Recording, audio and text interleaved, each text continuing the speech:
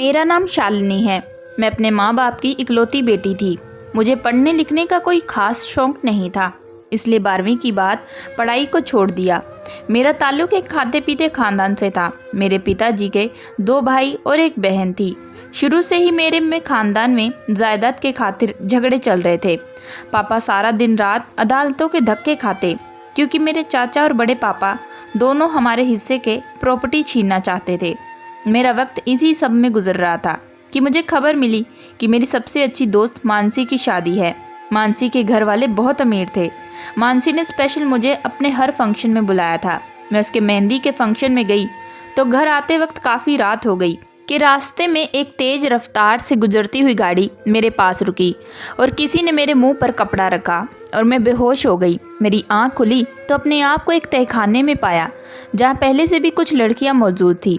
एक बड़ा सा कमरा था जिसे मुझे समझने में ज़्यादा देर नहीं लगी कि ये एक कैद खाना है। यहाँ पर छोटे बच्चे भी कैद थे और कुछ जवान लड़कियाँ भी, जिनमें क्लब में डांस करवाया जाता और कुछ को कोठे पर भेज दिया जाता।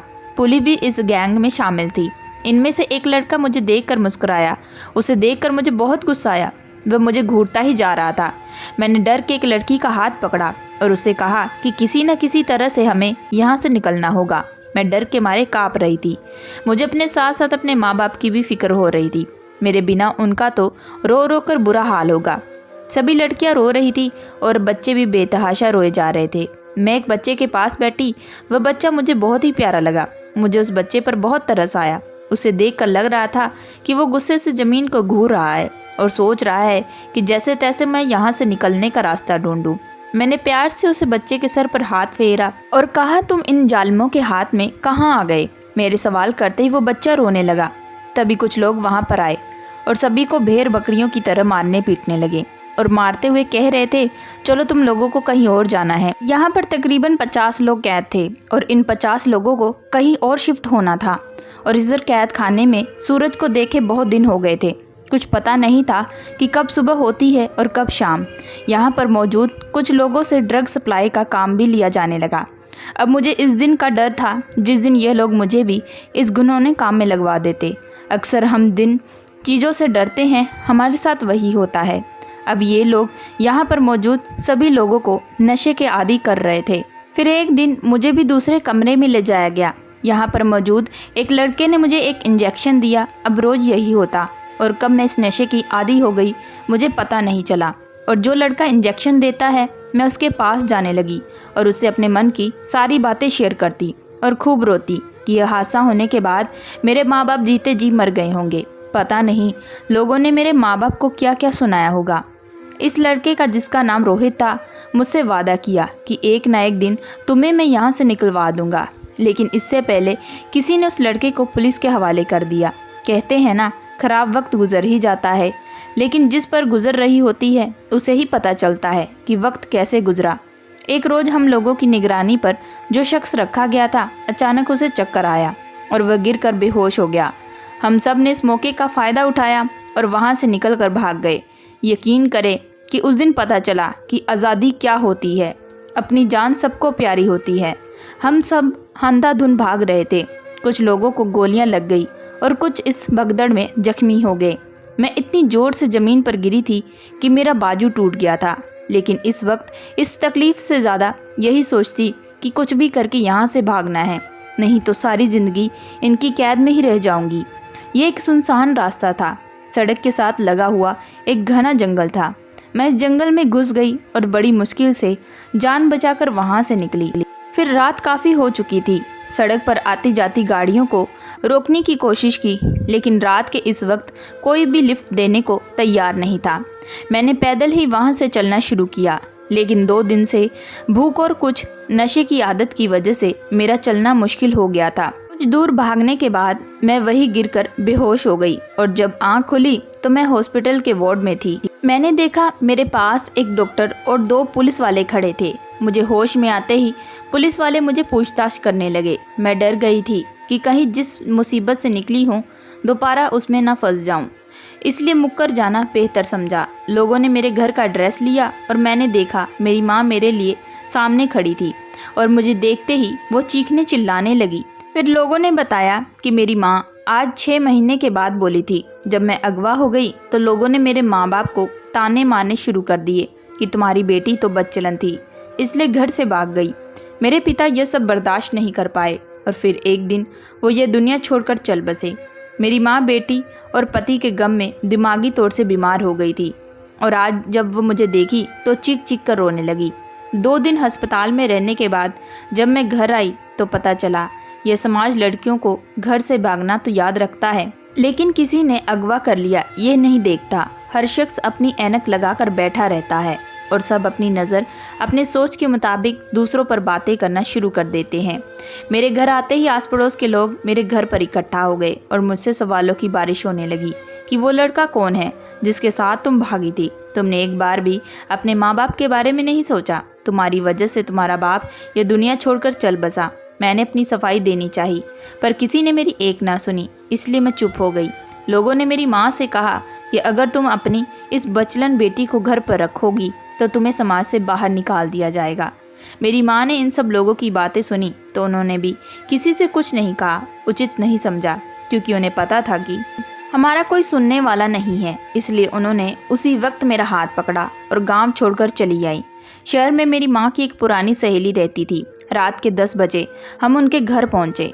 अचानक हमें अपने घर देखकर मेरी माँ की सहेली सविता आंटी घबरा गई।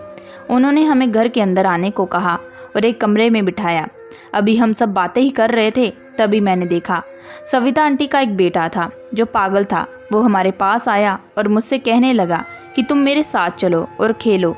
सविता आंटी के बेटे अतुल की उम्र लगभग 23 साल थी, लेकिन वो बच्चों की तरह जिद करता। उसकी जिद की वजह से माँ ने मुझसे कहा कि जाओ उसकी बात मान लो, नहीं तो ये हमें परेशान कर देगा।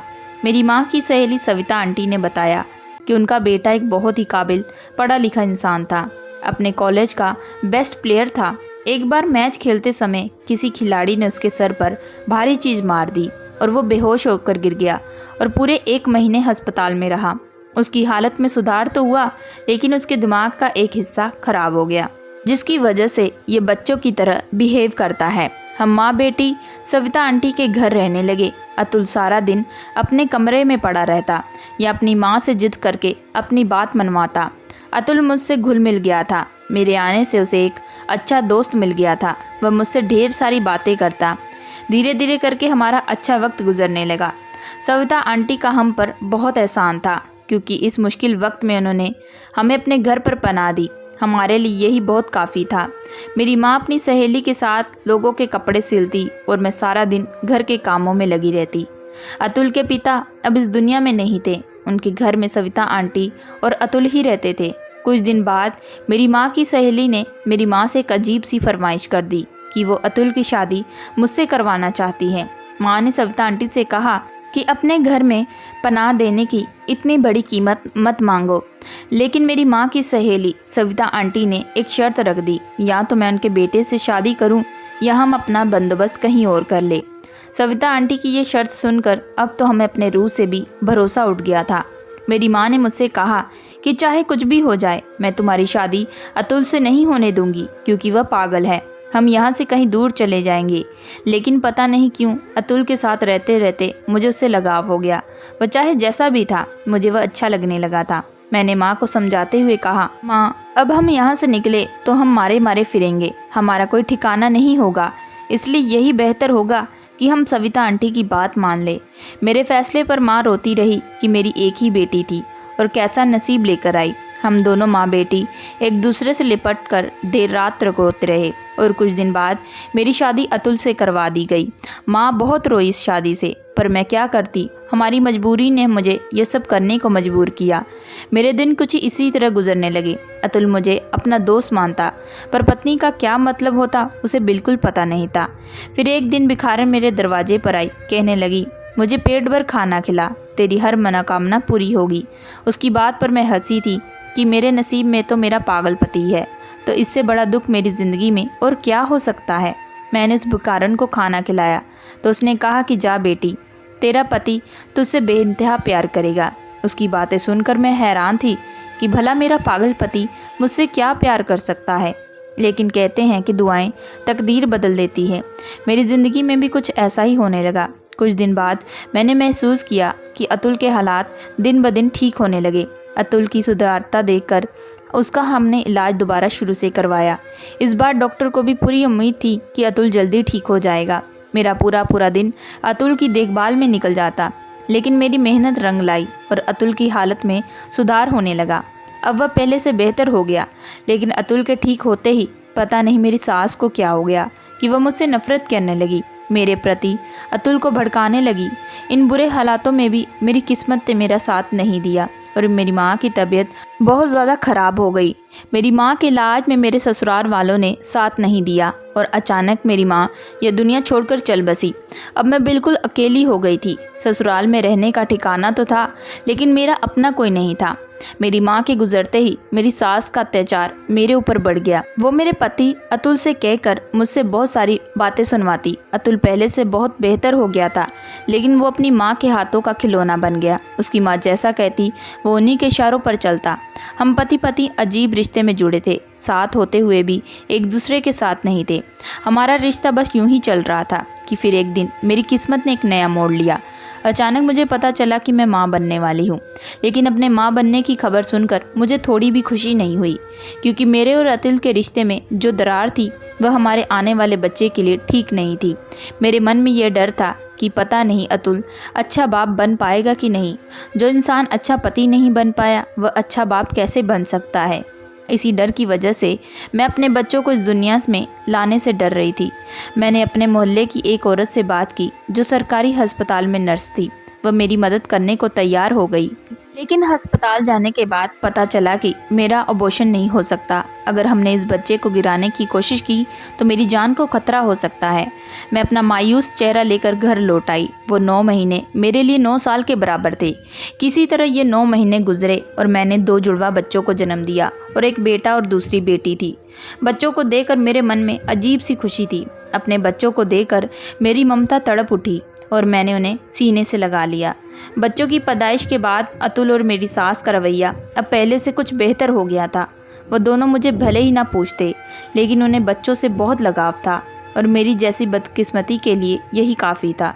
धीरे धीरे मेरे दिन कुछ इसी तरह गुजर रहे थे और फिर एक दिन मेरी ज़िंदगी का सबसे खूबसूरत दिन था जब मेरे बच्चों ने मुझे माँ कहकर पुकारा था। ये बात वही लोग समझेंगे जिनका अपना कोई नहीं होता। एक दिन मेरी सास और मेरे पति अतुल किसी काम से बाहर गए थे, पर वापसी पर आते वक्त उन दोनों का एक्सीडेंट हो गया और मौके पर उन दोनों की मौत हो गई। उनकी मौत की खबर सुनकर मैं फिर से एक बार टूटकर चकनाचूर हो गई। वह दोनों मेरे लिए कैसे भी थे, पर वही लोग तो मेरे बच्चों का सहारा थे।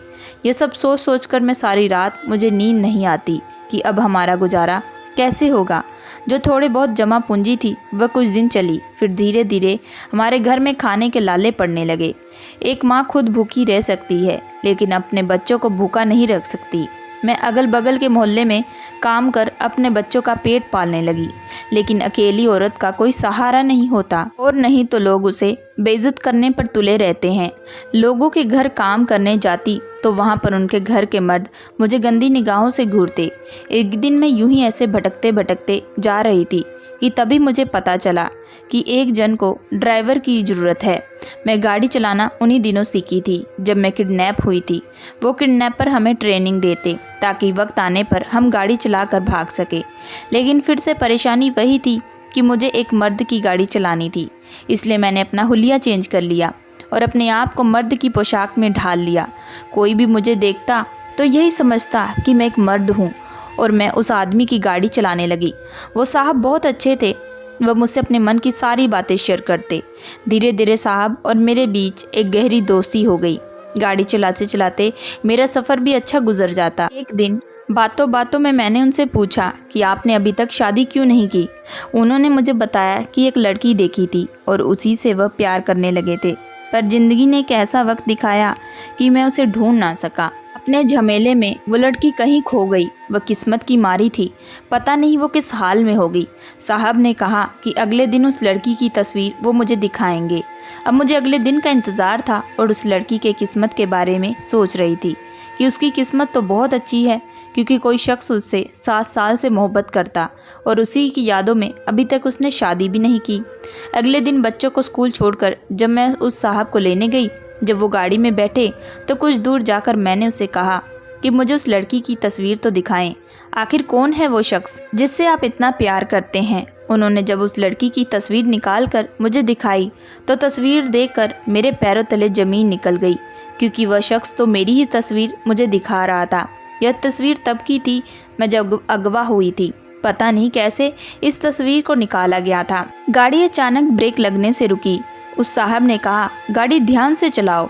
उसने मुझे बताया कि 7 साल पहले वह एक गैंग का हिस्सा था। उसका पिछला रिकॉर्ड एक क्रिमिनल का था, लेकिन फिर एक दिन उसने एक चेहरा देखा जिसे देखकर उसने खुद से वादा किया कि वह इस दलदल से निकलेगा और उस मासूम लड़की को भी निकालेगा। उसने बताया कि मैं वहाँ पर मौजूद लोगों को नशे का आदी बनाता था, पर जब से मैंने उस लड़की को देखा तो उसके प्यार में गुम हो गया और मैं इस गलत काम से छुटकारा पाना चाहता था। इसलिए मैंने खुद अपने आप को पुलिस के हवाले कर दिया।